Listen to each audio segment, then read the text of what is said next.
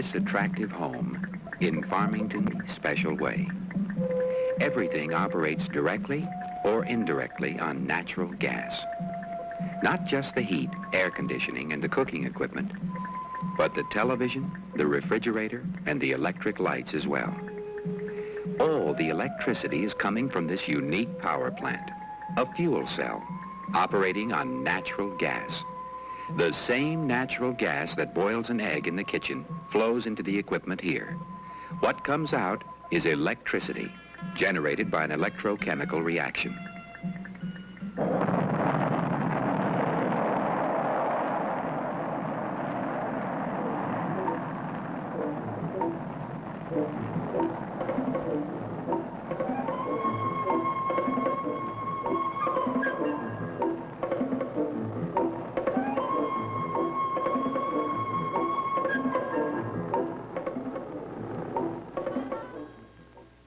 I'm Wayne Tippett, and I'd like to show you why business and government people from throughout the country gathered here to see the installation of this experimental fuel cell, and why Federal Power Commission Chairman John Nasicas called it an emerging technology which would substantially enhance our quality of life.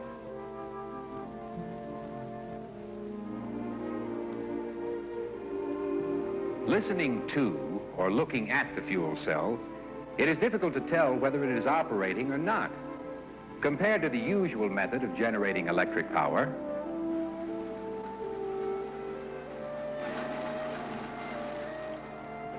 there is a dramatic difference. The fuel cell converts the chemical energy of natural gas directly to electricity, without heat, without burning, without turning any mechanical device at all. But why should there be such interest? All the electricity we've ever needed has always been available at the flick of a switch. Here's one big reason. Our way of life is directly related to the use of energy. This growth in use has grown year by year, far in excess of our growth of population. Each of us will continue to use more energy in the future, and the projections of demand virtually skyrocket. What's more, nearly all of this energy comes from fossil fuels, coal, oil, and natural gas, which are irreplaceable. We must continue to draw from our bank of natural resources, but the only way to keep the withdrawals in check is to use these fuels more efficiently. Look at how we use them now. No matter what fuel is used at a generating station, its chemical energy must first be converted to heat energy, which is used to change water to steam. At the very best, a minimum of 10% of the energy is lost in the process. The heat energy in the steam is then changed to mechanical energy as it exerts pressure on the blades of a turbine. The amount of heat energy that is used in the turbines can easily be measured by comparing the temperature of the steam entering the turbine with the temperature of the water vapor as it leaves the turbine.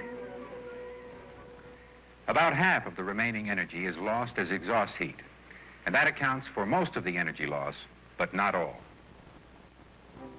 The turbine must use its mechanical energy to drive a generator in the final step to electric energy.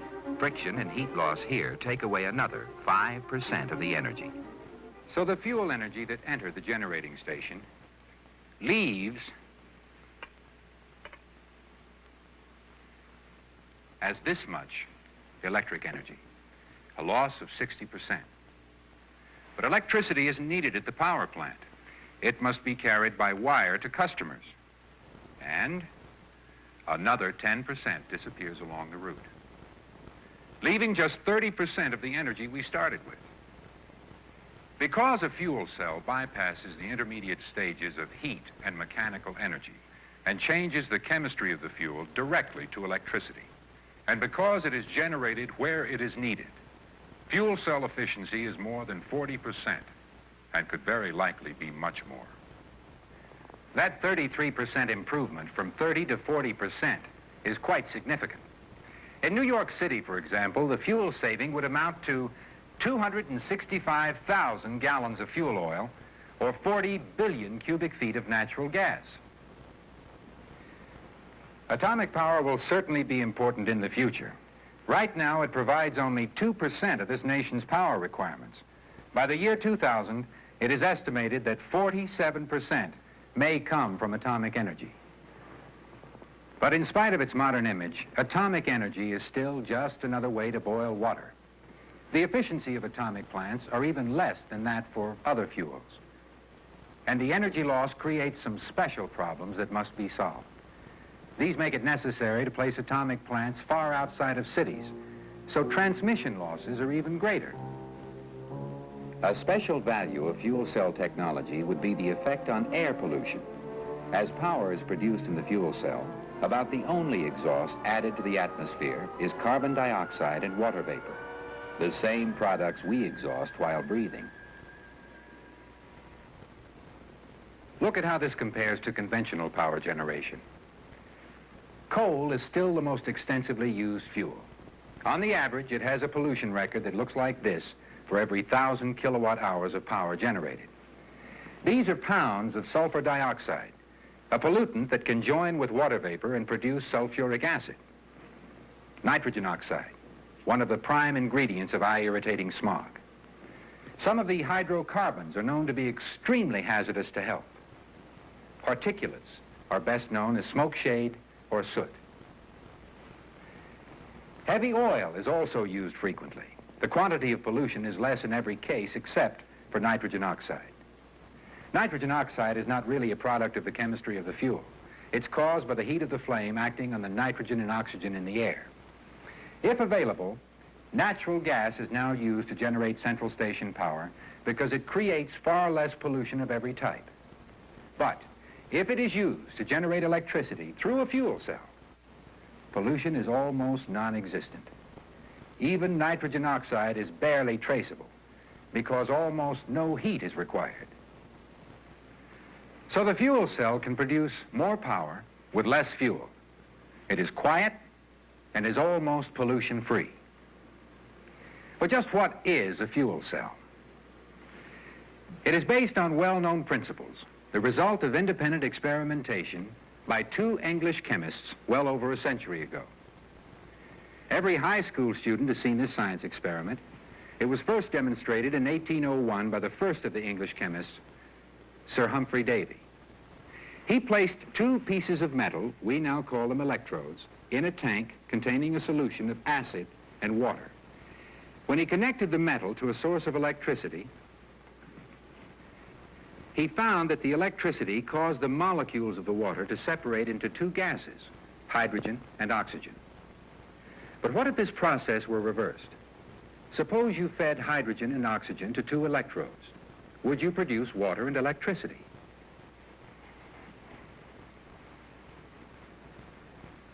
In 1839, the second English chemist, Sir William Grove, did just that. His experiment might have looked like this. And what he created in his laboratory was the first fuel cell.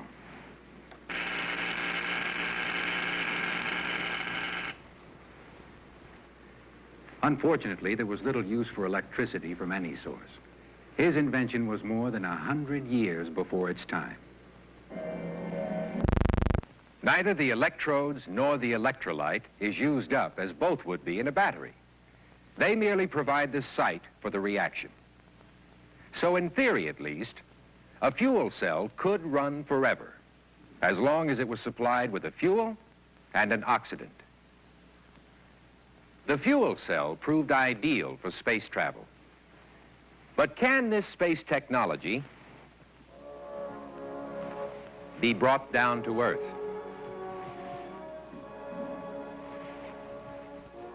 The power plants that went to the moon carried their fuel with them, hydrogen and their own oxygen. In this respect, Earth has certain immediate advantages. Oxygen is readily available from the air, which is about 20% oxygen. Most homes also have a reliable and continuous supply of fuel in the molecules of natural gas.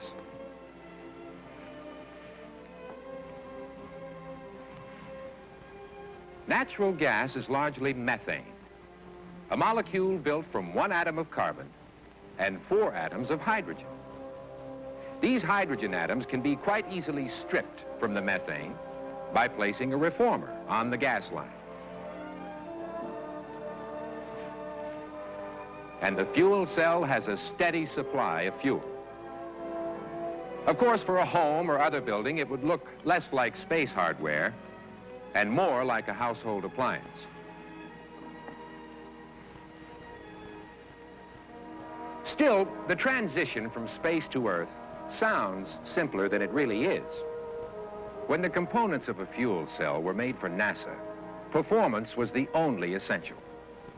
The astronauts were dependent on unfailing power for life support systems, so cost was a lesser consideration.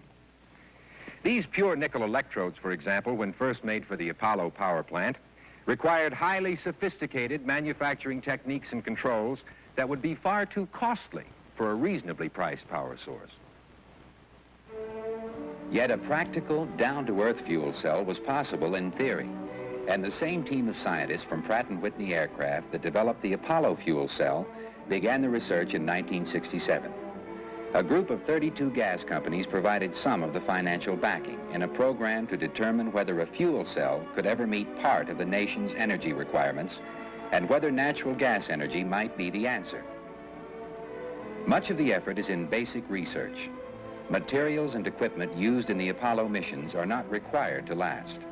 But as a replacement for power from conventional sources, each element of an Earth-based fuel cell must withstand thousands of hours of use. Fuel cell performance depends largely on the electrodes, and much of Pratt & Whitney research has been aimed at finding new combinations of materials that will give longer life to the electrode and improve its performance under commercial conditions. For space use, the catalysts in the electrode operate on nearly pure hydrogen and oxygen. On Earth, they would meet less refined gases in ambient air and reformed natural gas. Here, the reforming of natural gas is being investigated, a step that is necessary to strip the hydrogen atoms from natural gas. The purer the end product, the more efficiently the fuel cell can perform. The basic elements of the present fuel cell are put together like this.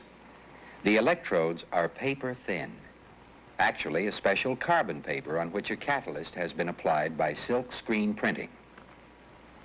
The electrolyte that makes possible the reaction is contained in this blotter-like wafer. The fuel cell's own byproduct, water, keeps it permanently moist. An anode, the electrolyte, and a cathode are sandwiched between plates molded from a special carbon and plastic composition. Channels for the fuel and oxygen have been pressed into the plate. Each complete cell produces about 1 volt of power. The cells are stacked and connected in series in a module to provide the desired voltage level. 4 of these modules make up the complete fuel cell, which can now generate up to 12.5 kilowatts of electric power. More than enough for an average home. Size has been another consideration. Fuel cells now being tested in actual user installations are now this size.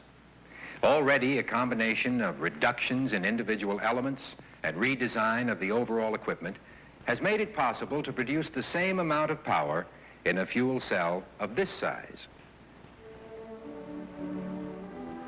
The proof of research is in testing, and most of Pratt & Whitney's fuel cell plant is devoted to sophisticated testing equipment and the computers that help to record and compare the results. Testing has now moved outside the laboratory